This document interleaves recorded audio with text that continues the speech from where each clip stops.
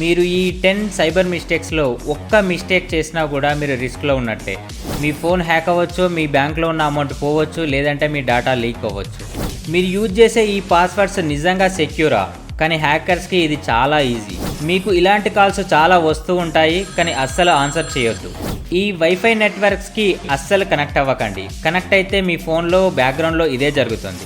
నాకు కూడా ఇలాంటి మెసేజ్ చాలా వస్తుంటాయి. క్లిక్ చేసిన వెంటనే ప్లేస్టోర్లో ఉన్న అన్ని అప్లికేషన్స్ సెక్యూర్ కాదు. అందులో ఉండే కొన్ని అప్లికేషన్ ఇన్స్టాల్ చేస్తే మీ ఫోన్ హ్యాక్ అవ్వడం పక్కా. మీ ఫోన్ లేదా ల్యాప్టాప్లో ఇలాంటి అప్డేట్ వస్తే అస్సలు స్కిప్ చేయకండి. స్కిప్ చేస్తే మిమ్మల్ని మీరు రిస్క్లో పెట్టుకున్నట్లే.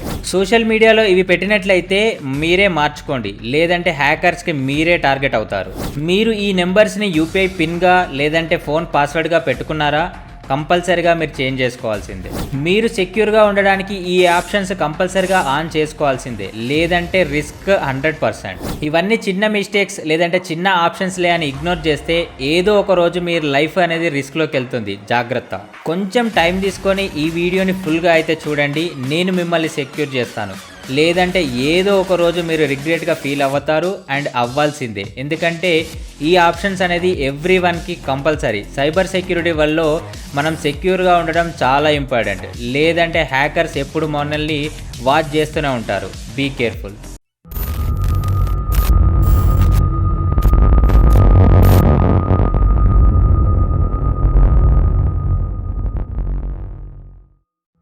Hello everyone, welcome to ethical hacker Gopikrishna YouTube channel. ఇంతవరకు మీరు మన ఛానల్ సబ్స్క్రైబ్ చేసుకోకపోతే సబ్స్క్రైబ్ చేసుకోండి అండ్ అదేవిధంగా బెల్ ఐకాన్ని క్లిక్ చేసి ఆల్లో అయితే పెట్టుకోండి. మనం డైలీ మొబైల్ లేదా ల్యాప్టాప్ లాంటివి యూజ్ చేస్తూనే ఉంటాం అండ్ ఇంటర్నెట్ బ్రౌజ్ చేస్తూనే ఉంటాం. మనకు తెలియకుండానే మనం చాలా సైబర్ మిస్టేక్స్ అయితే చేస్తూ ఉంటాం. అలాంటివి చేయడం వల్ల మన అకౌంట్ హ్యాక్ అవ్వచ్చు, మన సోషల్ మీడియా అకౌంట్స్ కూడా హ్యాక్ అవ్వచ్చు, మన డేటా లీక్ అవ్వచ్చు, మనము రిస్క్లోకి వెళ్ళుండొచ్చు. కాబట్టి మనము ఈ 10 మిస్టేక్స్ అయితే చేయకుండా ఉన్నట్లయితే మనము 80% సైబర్ సేఫ్గా ఉన్నట్లే. సో ఆ 10 మిస్టేక్స్ ఏంటిది అనేది ఇప్పుడు మనం డీటెయిల్గా స్టెప్ బై స్టెప్ అయితే తెలుసుకుందాం. ఇవన్నీ తెలుసుకునే ముందు మీరు కూడా ఎథికల్ హ్యాకింగ్ మన తెలుగులో నేర్చుకోవాలనుకుంటే మన ఐహ్యాక్ అకాడమీలో మనము తెలుగులో ఎథికల్ హ్యాకింగ్ అయితే నేర్పిస్తున్నాము. మీకు ఇంకా మోర్ డీటెయిల్స్ కావాలి అనుకుంటే మనము మన ప్లేస్టోర్లో ఉన్న ఐహ్యాక్ అకాడమీ అప్లికేషన్ డౌన్లోడ్ చేసుకొని రిజిస్టర్ అవ్వండి. మీకు కోర్సెస్ అనే ట్యాబ్లో కోర్సెస్ అయితే కనిపిస్తాయి. మీరు అక్కడ నుంచి వెళ్ళి మన కోర్సెస్ చూడొచ్చు. లేదంటే మీకు ఏదైనా డౌట్స్ ఉన్నట్లయితే మీరు అప్లికేషన్లో హెల్ప్ అనే ఒక ఆప్షన్ అయితే ఉంటుంది. అక్కడికి వచ్చి మీరు మాకు మెసేజ్ చేసినట్లయితే మేము మీకు ఇన్ఫర్మేషన్ అయితే ఇస్తాము. సో మార్నింగ్ 11 to 5 మధ్యలో మేము యాక్టివ్గా ఉంటాము. మీరు అక్కడ మాకు మెసేజ్ అయితే చేయొచ్చు. సో ఇప్పుడు మనం ఈ 10 సైబర్ మిస్టేక్స్ ఏంటిదని అయితే తెలుసుకుందాం. ఫస్ట్ మిస్టేక్ వచ్చేసి వీక్ పాస్వర్డ్స్ని సెట్ చేసుకోవడం. అంటే పాస్వర్డ్ని 1234 కానీ, మొబైల్ నెంబర్ కానీ, లేదు అని అంటే మీ నేమ్ ఇచ్చి 1234 కానీ, సో ఇలాంటివి అయితే మనం సెట్ చేసుకుంటూ ఉంటాం. బట్ ఇది హ్యాకర్స్కి చాలా ఈజీ అన్నమాట వాటిని క్రాక్ చేయడం. అండ్ ఒకవేళ డేటా లీక్ అయినట్లయితే ఆ పాస్వర్డ్స్ అనేవి లాగిన్ చేయడానికి కూడా ఈజీగా ఉంటుంది. ఏదైనా బ్రూట్ ఫోర్స్ అటాక్ లాంటివి చేసినప్పుడు కూడా వీటిని ఈజీగా అయితే లాగిన్ చేసుకోవచ్చు అన్నమాట. సో ఇది నేను రియల్ టైంలో ఒక కేసు కూడా చేశాను. సో ఒక దొంగను పట్టుకునే ప్రాసెస్లో నాకు ఈజీగా అయిపోయింది నేను పట్టుకోవడం. అది ఏంటనేది మీకు ఒక 1 minute డీటెయిల్గా అయితే ఎక్స్ప్లెయిన్ చేశాను నేను చేసిన ప్రాసెస్ అనేది. ఆ కేసు ఏంటంటే బైక్ని దొంగతనం చేశాడనమాట. సో ఆ పర్సన్ని మనం పట్టుకోవాలి. ఆ పర్సన్ సంబంధించిన ఒక జస్ట్ మొబైల్ నెంబర్ మాత్రమే నాకు ఇచ్చారనమాట. ఆ మొబైల్ నెంబర్ ద్వారా ఆ పర్సన్ని పట్టుకోవాలి. ఆ మొబైల్ నెంబర్ కూడా ఆయన యూజ్ చేయట్లేదు, అయినా కూడా మనం పట్టుకోవాలి. ఆ పర్సన్ ఎవరు అని అంటే ఒక షాప్లో వర్క్ చేయడానికి వచ్చాడు అండ్ వాళ్ళ రూమ్మేట్స్తో ఉన్నాడు. మార్నింగ్ లేచేసరికి ఆయనే వాళ్ళ బైక్ని అయితే తీసుకొని వెళ్ళిపోయాడు. సో అప్పుడు నేను ఏం చేశానంటే ఆ నెంబర్ని ట్రూ కాలర్లో సెట్ చేసినట్లయితే ఆయన మెయిల్ ఐడి దొరికింది నాకు. సో ఆ మెయిల్ ఐడిని నేను జీమెయిల్లో ఇచ్చేసి ఆయన మొబైల్ నెంబరే నేను పాస్వర్డ్గా ఇచ్చేసాను. సో నాకు లాగిన్ అయిపోయింది. అలా లాగిన్ అయిపోయిన తర్వాత ఆ మెయిల్ ఐడికి ఆయన సోషల్ మీడియా అన్నీ లింక్ అయి ఉన్నాయన్నమాట. సో ఆ సోషల్ మీడియా అకౌంట్స్ అన్నీ నేను లాగిన్ చేసుకున్నాను. ఫర్గెట్ పాస్వర్డ్ ఇచ్చేసి అవన్నీ నేను లాగిన్ చేసుకున్నాను. అవన్నీ లాగిన్ చేసుకొని ఆయన చార్ట్స్ చూడడం, లేదంటే ఆయన ఎక్కడెక్కడ లాగిన్ చేస్తున్నాడు, ఎక్కడెక్కడ తిరుగుతున్నాడు అని చెప్పేసి ఆ సోషల్ మీడియా యాక్టివిటీలో చూడడం, ఆయన జీమెయిల్ ద్వారా నేను ట్రాక్ చేయడం లాంటివి అయితే చేశాను. ఆయన మొబైల్ చేంజ్ చేయలేదు, బట్ సిమ్ మాత్రం తీసేశాడు. సో అప్పుడు ఆయన కొత్త సిమ్ తీసుకొని అదే ఫోన్లో వేసినప్పుడు ఆ జీమెయిల్ అకౌంట్కి ఆ కొత్త నెంబర్ సింక్ అయిందనమాట. సింక్ అవ్వడం ద్వారా ఆ కొత్త నెంబర్ను కూడా మేము తీసుకోవడం జరిగింది. ఆ కొత్త నెంబర్ ద్వారా నేను ట్రాక్ చేయడం జరిగింది. ఆయన మాకు కావాల్సిన లొకేషన్కి మళ్ళీ రిటర్న్ రాగానే ఆయననైతే పట్టుకోవడం జరిగింది. అంటే ఆయన మొబైల్ నెంబరే పాస్వర్డ్గా సెట్ చేసుకోవడం ద్వారా ఆయనను ఈజీగా నేను లాగిన్ చేసి పట్టుకోగలిగాను అనమాట. అంటే అది ఆ రేంజ్‌లో ఆలోచించడం గూడా ఒక హ్యాకర్‌కి ఉండే నాలెడ్జ్ అనమాట. లేదు అంటే ఇంకా థింకింగ్‌లో అడ్వాన్స్డ్‌గా థింక్ చేయడం లాంటివి ఇలాంటివి మనం చేయాలనమాట. మెయిన్‌గా హ్యాకర్ చేసే పనే ఇదే.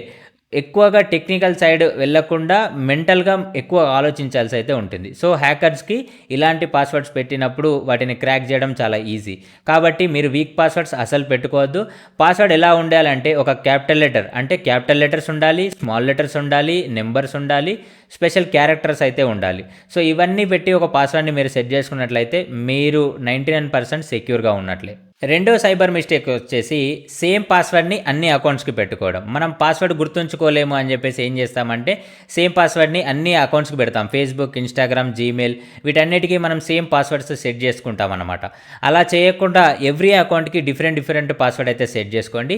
అది కూడా ఇంతకుముందు మీకు చెప్పాను కదా! సేమ్ పాస్వర్డ్ పెట్టుకున్నా కూడా మీరు లాస్ట్‌లో కొన్ని నంబర్స్ అన్నా డిఫరెంట్‌గా అయితే పెట్టుకోండి. సో, మీకు గుర్తుండడానికి కష్టమైనా కూడా మీరు నోట్ చేసి పెట్టుకున్నా పర్లేదు కానీ సేమ్ పాస్వర్డ్ అన్ని అకౌంట్స్‌కి అయితే ఇవ్వద్దు. ఇఫ్ ఇన్ కేస్ మనకు ఏదైనా ఒక అకౌంట్‌కి సంబంధించిన పాస్వర్డ్ లీక్ అయినట్లయితే లేదంటే దాని డీటెయిల్స్ లీక్ అయినట్లయితే దాన్ని యూజ్ చేసి మన అన్ని అకౌంట్స్‌ని లాగిన్ చేసే ఛాన్సెస్ అయితే ఉంటుంది. సో, హ్యాకర్స్‌కి ఇది చాలా ఈజీ డాటా లీక్స్ పట్టుకొని వేరే అకౌంట్స్ లాగిన్ చేయడం. సో, జాగ్రత్త. మీరు కంపల్సరీగా ఒకవేళ మీరు సెట్ చేసుకున్నట్లయితే చేంజ్ అయితే చేసుకోండి. థర్డ్ సైబర్ మిస్టేక్స్ వచ్చేసి మనకు కాల్స్ రావడం లేదంటే బాట్ కాల్స్ రావడం. బాట్ కాల్స్ అంటే మనకు ఐవీఆర్ కాల్ అంటాం కదా! అంటే పర్సన్ మాట్లాడకుండా ఒక సిస్టమ్ మాట్లాడడం లాంటిది లేదంటే ఒక పర్సన్ మాట్లాడడం లాంటిది చేసి మనకు ఓటీపీ అడుగుతూ ఉంటారనమాట. సో, ఆ ఓటీపీని మనం కాల్ ఆన్సర్ చేసి ఆ ఓటీపీని మనం షేర్ చేసినట్లయితే మనకు జరిగే నష్టం ఏదైనా అయ్యుండొచ్చు. మన వాట్సాప్ హ్యాక్ అవ్వచ్చు, మన సోషల్ మీడియా అకౌంట్స్ హ్యాక్ అవ్వచ్చు, మన అకౌంట్‌లో డబ్బులు కూడా పోవచ్చు. ఇది కూడా నాకు రియల్ టైమ్ కేస్ అయితే ఒకటుంది. ఒక పర్సన్ ఏం చేశాడంటే టెలిగ్రామ్‌లో ఒక బాట్‌ని యూజ్ చేసేసి కాల్స్ చేశాడనమాట. IVR call. అంటే మీ నంబర్ ఆ టెలిగ్రామ్ బాట్‌లో ఇచ్చేసి దానికి ఒక స్క్రిప్ట్ ఇచ్చేసినట్లయితే ఆ స్క్రిప్ట్ లాగానే అది మాట్లాడుతుంది మీకు కాల్ చేసి. సో, అందులో అలా ఇచ్చేసి మీకు కాల్ వచ్చిన తర్వాత మీకు ఓటీపీ అడుగుతుంది. మీకు ఇప్పుడు ఒక ఓటీపీ వస్తుంది. ఆ ఓటీపీని ఎంటర్ చేయండి అని అడుగుతుంది. సో, ఆ ఓటీపీని మీరు ఎంటర్ చేస్తారు. ఎందుకంటే మీ అకౌంట్ సెక్యూర్ చేసుకోవడానికి కోసం ఇది మీ కంపెనీ నుండి చేస్తున్న కాల్ అని చెప్తుందనమాట. సో, అలా చెప్పగానే మీరు ఓటీపీని ఎంటర్ చేస్తారు సెక్యూర్ చేసుకోవడానికి. సో, అది హ్యాకర్ చేతిలోకి అయితే వెళ్ళిపోతుంది. కాబట్టి మీరు ఎవ్వరైనా పర్లేదు. అది బ్యాంక్ వాళ్ళైనా, అఫీషియల్స్ అయినా ఎవ్వరైనా పర్లేదు. మీరు కాల్‌లో ఓటీపీ మాత్రం అస్సలు షేర్ చేయొద్దు. మీరు ఓటీపీ షేర్ చేశారంటే మీ కంప్లీట్ యాక్సెస్ వాళ్ళకి ఇచ్చినట్లే. కాబట్టి మీకు ఎవ్వరు కూడా ఓటీపీస్ అడగరు.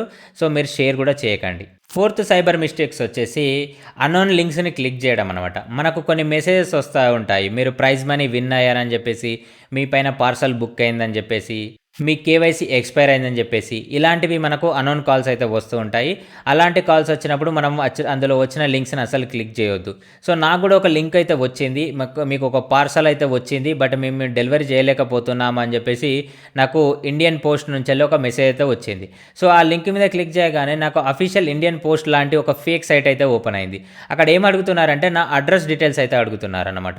సో, నా అడ్రస్ డీటెయిల్స్ ఇచ్చినట్లయితే దాన్ని యూజ్ చేసుకొని ఏదైనా పార్సల్ లాంటిది సెండ్ చేసేసి అది క్యాష్ ఆన్ డెలివరీయో లేదంటే ఇంకా అదర్ థింగ్స్ చేసేసి స్కామ్స్ చేసే ఛాన్సెస్ అయితే ఉంటాయి.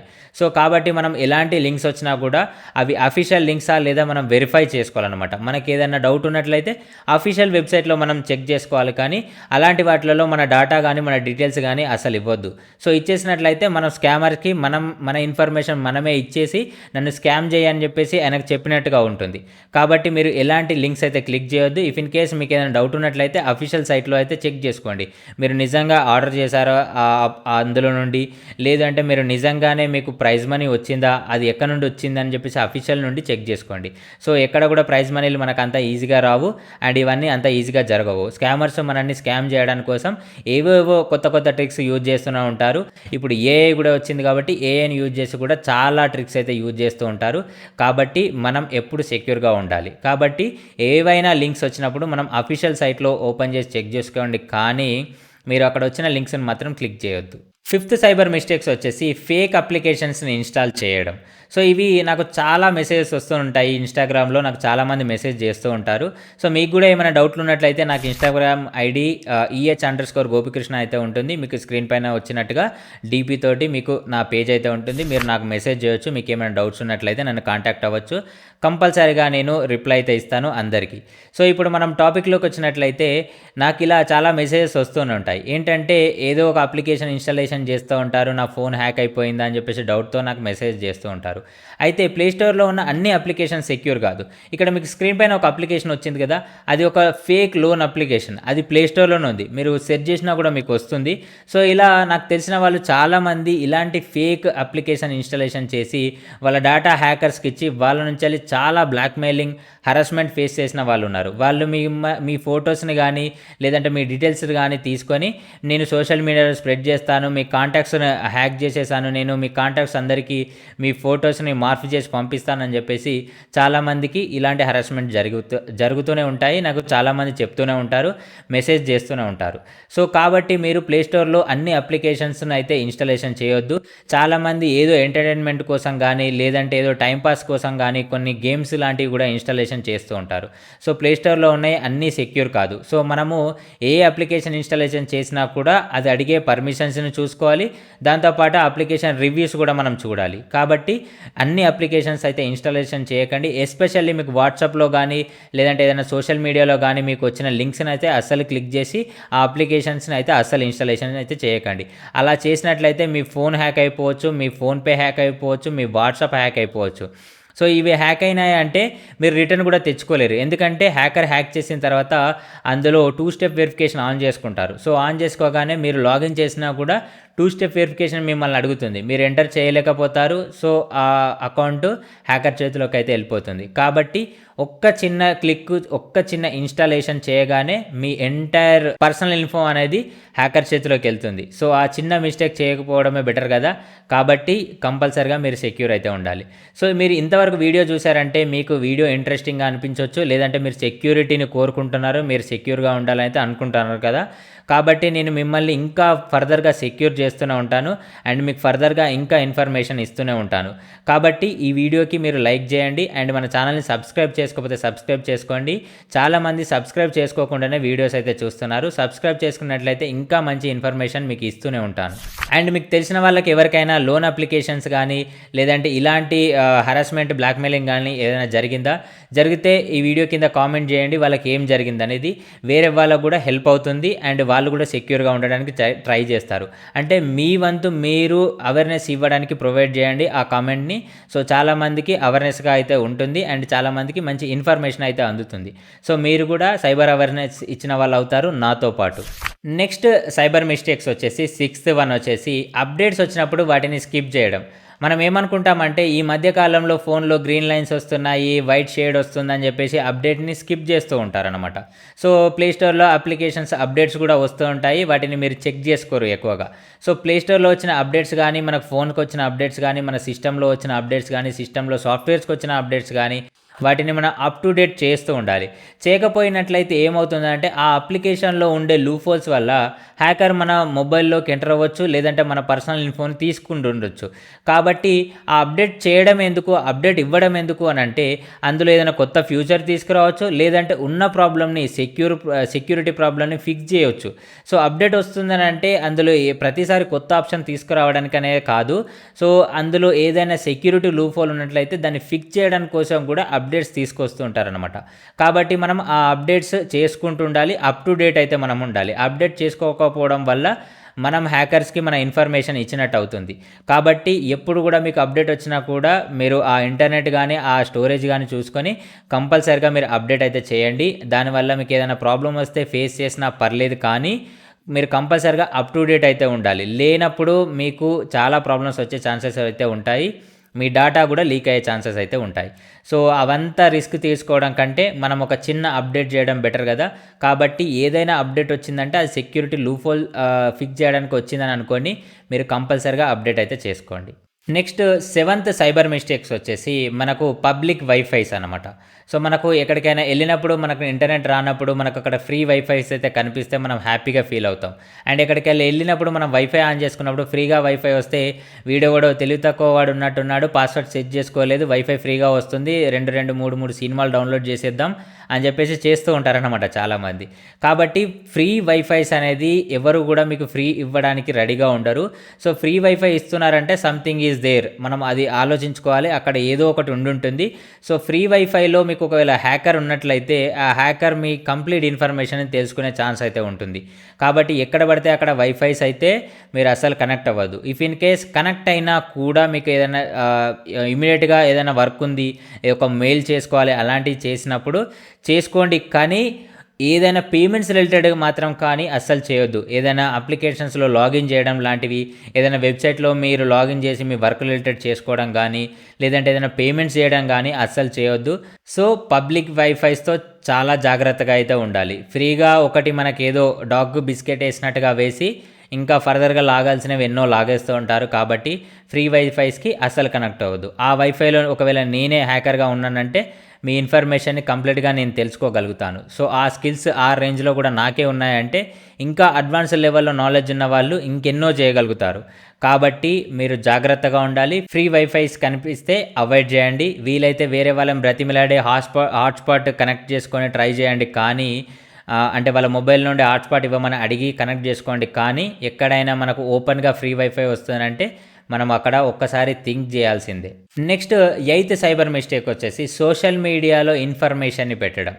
సో మనము చాలా లైట్ తీసుకుంటుంటాము. సోషల్ మీడియా అనగానే ఏదో ఫేమ్ వస్తుంది, లేదు అంటే నేను ఒక ప్రొఫైల్ని బిల్డ్ చేసుకోవాలి, లేదంటే నేను ఫేస్బుక్లో కానీ సోషల్ మీడియాలో ఇన్స్టాగ్రామ్లో కానీ లేదా ఇంకా అదర్ ప్లాట్ఫామ్స్లో కానీ నేను అప్ టు డేట్ ఇన్ఫర్మేషన్ పెట్టాలి. ఈ స్నాప్చాట్ యూజర్స్ అయితే మరీ ఘోరంగా వాళ్ళు తిన్నది, తాగింది, ఇంకెక్కడికైనా వెళ్ళింది, వెళ్తున్నది, సో ఈ కంప్లీట్ అప్డేట్ ఇన్ఫర్మేషన్ ఇస్తూ ఉంటారనమాట. సో ఇది చాలా అంటే చాలా బ్యాడ్ హ్యాబిట్ అయితే చెప్తాను నేను.